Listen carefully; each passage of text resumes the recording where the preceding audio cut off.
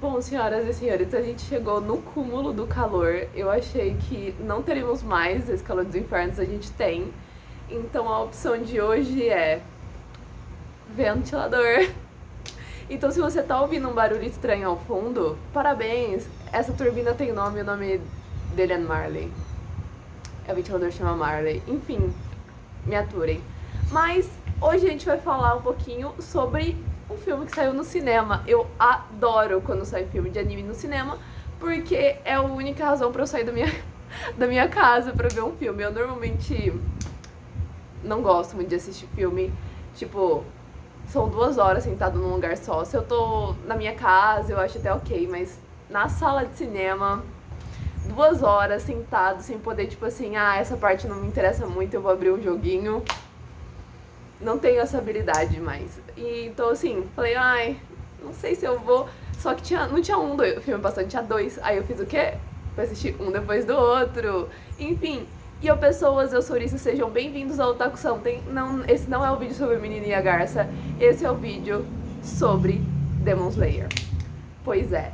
E pra quem ficou decepcionado foi por falta de ler a sinopse, porque a gente já tava esperando chegar lá e assistir de novo o final da temporada. Eu acho isso legal? Não acho, gente. Tipo assim, eu real não acho.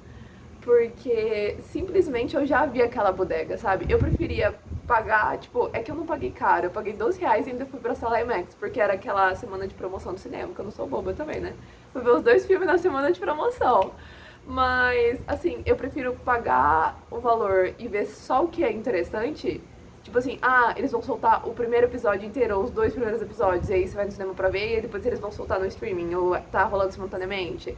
Eu acharia isso legal. Eu pagar pra rever um negócio que eu já vi, eu não necessariamente tenho interesse de novo, eu não gosto muito, sabe? Mas até que foi legal, porque quando eu vi a parte, e vai ter spoiler, tá, gente? Porque o filme, ele encaixa no meio do anime, então assim, spoiler. Mas simplesmente quando rolou a cena da Nezuko no sol e o Tanjiro correndo, e aí do nada corta pro passado do Oni, que eu não podia estar menos interessada no passado dele, porque eu detestei aquele Oni. A habilidade dele era legal, mas ele não é o tipo de pessoa. Eu gosto de vilões que ou são muito filhos da mãe, ou você simpatiza com ele. Esse aí não era nenhum dos dois, ele não era muito filho da mãe. Ele era só um covarde do cacete. Tipo assim, não sei, eu não considero ele muito filho da mãe. Eu acho que ele não era bom o suficiente pra isso, sabe? Então, ele não casava em nenhum dos 2 tipos de vilão que eu gosto. Eu só detestei ele com todas as minhas forças.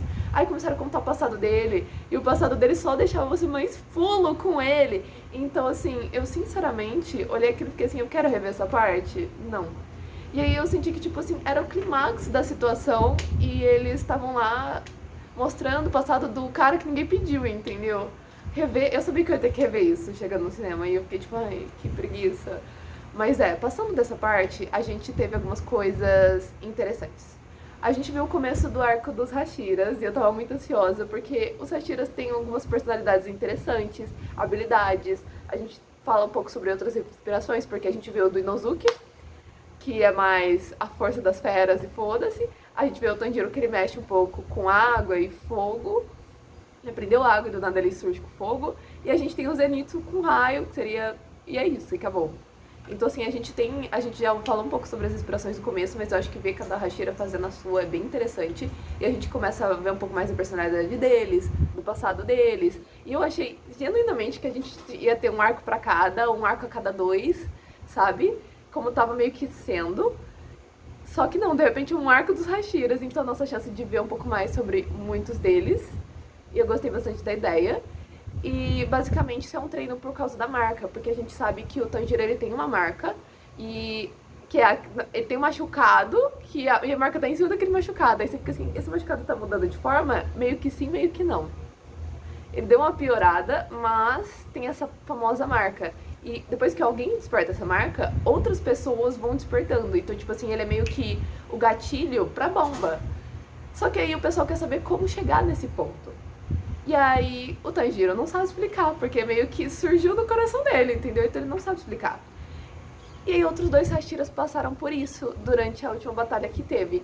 Só que só o Tokito conseguiu explicar meio que como ele se sentiu. Mas qual que é o problema? Eu sinto que talvez seja um pouco mais de, é uma situação muito difícil de ser colocado em frente a uma situação difícil do que, por exemplo, o Tokito falou sobre febre, sobre temperatura, que ele sentiu que a temperatura dele tava, tipo, mais ou menos tanto, que eu achei incrível ele sentir o quão quente ele tá. Enquanto eu não meto a mão em mim umas 5 vezes, eu não sei se eu tô com febre ou não. E aí ele simplesmente conseguiu estimar a temperatura dele. Eu achei isso um absurdo. Mas, enfim, é o Tokito.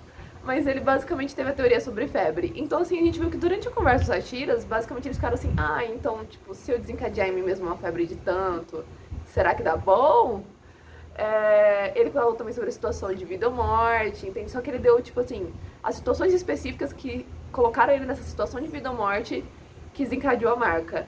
Pra mim, sim, minha interpretação, mesmo se, tipo, por exemplo, você fosse colocado na mesma situação e fosse resistente o suficiente pra sobreviver, não significa necessariamente você ganharia a marca, tipo, se essa situação fosse fabricada, talvez. Então, assim, eles estão levantando teorias com base no que o Tokito descreveu sobre febre, sobre situação, sobre sensações, pra ver o que rola. Aí eu pensei assim, eles vão tentar se jogar contra ninhos de Oni e tentar matar uns aos outros, vai ser ótimo. Não, eles resolveram pegar um treinamento porque, tipo assim, eu achei que eles iam se preocupar em cada um ir atrás da própria marca. E foi um negócio muito mais global, eles ficaram assim, vamos fazer campos de treinamento, porque assim a gente treina com várias pessoas diferentes, o que pra mim não é muito, porque eles são os top do top. Pra mim eles tinham que se matar entre si, né? Mas fizeram esses campos de treinamento pra elevar o pessoal que tem com eles, porque realmente eles são tipo assim... Primeiro ano que aparece, morre todo mundo de um esquadrão. Fica os principais e os Hashiras só. Não tá dando, assim, né? E também porque é pra todo mundo tentar desenvolver essa marca, não só eles, apesar deles serem bem importantes de ter essa marca. Então eu achei interessante a ideia, só que eu gostaria que eles se colocassem numa situação em que eles se matassem entre si, porque eu acho que ia ser mais prático pra eles. Só que, de novo, se essa situação for fabricada, será que dá bom? Então talvez o campo de treinamento seja mais um. Vamos deixar esse povo resistente o suficiente pra passar por uma situação de vida ou morte e voltar marcado, ao invés de falecer. E parece que é um pouco mais desse o ponto. Então teve isso. E o pessoal ficou, nossa, mas vocês acham que o Muzan vai deixar isso passar? Ele vai. O pessoal já sabe o objetivo do Muzan, e eu acho que isso às vezes não fica claro. Ele quer andar sobre o sol, que ele não dá conta. E se ele fizer isso, acabou. Tipo, ele não tem mais motivo pra ficar se esgueirando sobre as sombras. Aliás, o único motivo dele ficar quieto na noitada é porque ele tá ocupado descobrindo como que ele consegue fazer pra andar 24 horas por dia se ele quiser. A partir do momento que ele descobrir isso, ferrou. Porque muitas situações a gente acaba sendo salvo porque a luz do sol aparece, porque eles têm limitações. Quanto menos limitações o Muzan tiver, mais perigoso ele fica. E a limitação que ele tem é literalmente o sol. E a Nezuko aguentou o sol. Então ele tá atrás dela e eles sabem disso. E eu pensei, mano, agora o Tanjiro vai andar com 2 Hashiras nas costas, né?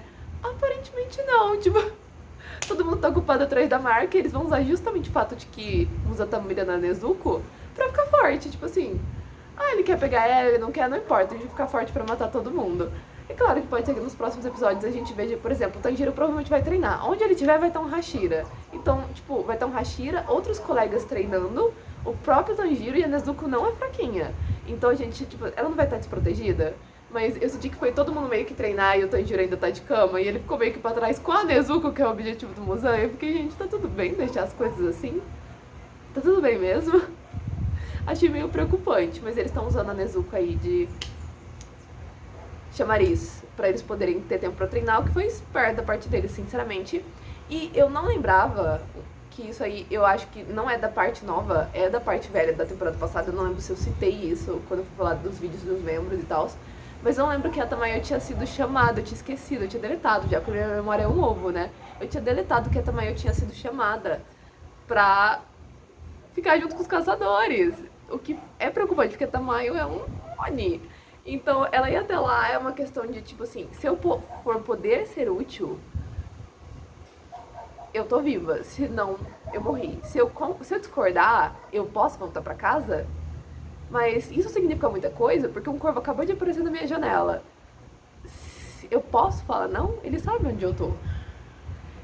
Então tem várias situações. Aí eu não sei se ela foi chamada pra estudar o caso da Nezuko, se ela foi chamada pra ajudar porque o mestre lá dos Hashiras tá quase batendo as botas. Pois é, ele parece ser muito querido. Tipo, não falo assim, as pessoas parecem querer o bem dele, respeitá-lo. Não falo desse ponto, eu falo que ele parece ser extremamente gentil, ele é um querido. Ele é muito gentil, ele parece ser, tipo, um cara pacífico, ele passa uma vibe super boa. Você fica assim, mano, a gente não viu muito dele. A gente viu ele falando algumas coisas, sendo muito sensato, e agora ele tá de cama. Então eu não sei se ela pode ajudar ele de alguma forma. Eu não sei pra que ela tá sendo chamada, mas eu sinto que é mais sobre a situação da Nezuko do que sobre a situação dele em si. Então a gente tem essa preocupação. Só que assim, ela pode falar não? Ele sabe onde ela tá. Então ela não tem muita escolha. E deu pra ver que assim, a bunda trancou. Eu fiquei com um pouco de dó, porque tipo assim, ou ela vai, e ela não sabe se ela volta, sabe? E eu só queria falar sobre a gafe do Tanjiro quase explanando o nome dela. Ele explanou o nome dela, que o cara não entendeu porque ele tava ocupado ficando chocado com o tanto que o Tanjiro tava comendo. Mas ele basicamente explanou o nome dela pra um dos caçadores, o cara só não percebeu. Só que não tem importância, porque o povo, os tops dos caçadores já sabem dela. Então a gente vai ter mais desenvolvimento sobre isso. Eu tô bem mais curiosa da conversa com a Tamayo, com o chefe, do que com a situação dos treinos, porque eu sinto que isso vai ser muito interessante. E a situação dos treinos vai ser muito divertida de acompanhar, mas isso aqui vai ser tipo informação vital, eu espero que eu não esteja errado. E por fim foi meio que isso. Eu só queria também falar sobre como aparentemente todo protagonista necessita ser automaticamente comilão ou ter algo muito errado. Eu achei que o Tanjiro não ia virar um desses, ele já virou. Mas enfim, foi bem interessante no geral, eu gostei bastante. Eu gosto da pegada. Eu entrei pra ver o Menino e a Garça logo em seguida, eu vou falar mais sobre isso em outro vídeo.